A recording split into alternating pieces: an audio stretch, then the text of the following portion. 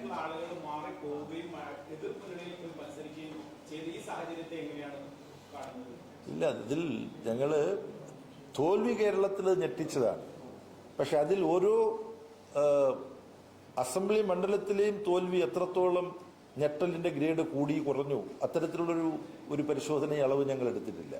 പൊതുവിൽ ഞങ്ങൾക്ക് അപ്രതീക്ഷിതമായ തോൽവിയായിരുന്നു എന്നാണ് അതിനെക്കുറിച്ച് പറയാൻ പറ്റുക. അത് പരിശോധിക്കാൻ വേണ്ടി നാളെ സംസ്ഥാന സെക്രട്ടേറിയറ്റും പിന്നെ 2 ദിവസം സംസ്ഥാന കമ്മിറ്റിയും നടക്കാൻ പോവുകയാണ്. അതിനുശേഷം പാർട്ടിയുടെ എല്ലാ തലങ്ങളിലും ഇത് സംബന്ധിച്ചിട്ടുള്ള പരിശോധന നടത്തും. പാർട്ടി അനുഭാവികൾക്ക് ഇതിനെക്കുറിച്ച് പറയാനുള്ളത് കേൾക്കും. In Kerala we are going to engage with a discussion of party at every level. There are over 5 lakh members.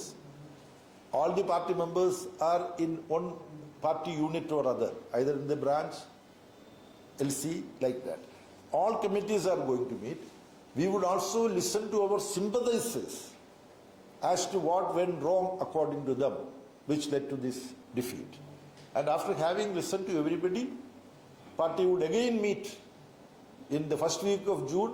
Party state secretariat and state committee will meet again. I am going to West Bengal. The similar exercise is going to be undertaken there. In all states where we have had election, General Secretary or Politburo member from Delhi would go and undertake this discussion.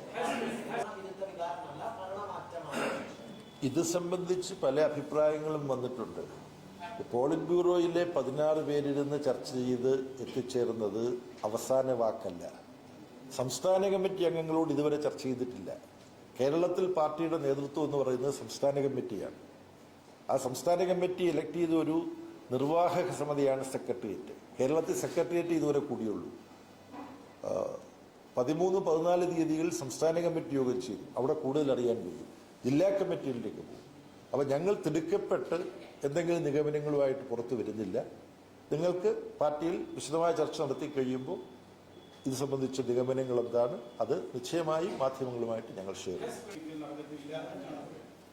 പ്രതിപക്ഷ നേതാവിനെ കുറിച്ച് polit bureau പ്രതിപക്ഷ നേതാവിനെ കുറിച്ച് ചർച്ച ചെയ്തു. Sorry, you are asking whether we discuss the choice of opposition leader in Kerala. PB did not discuss that. Next question.